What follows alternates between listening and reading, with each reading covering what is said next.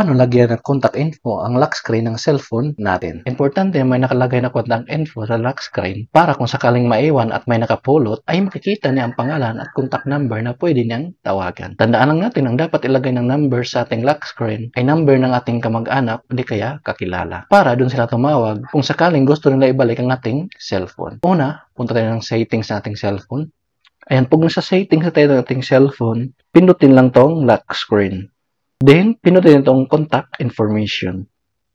Ayan, so dito mo na ilalagay yung pangalan mo. So, halimbawa sa akin ay Brian Sides.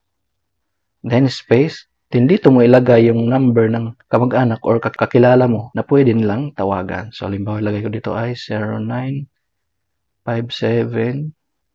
0957-980-1123.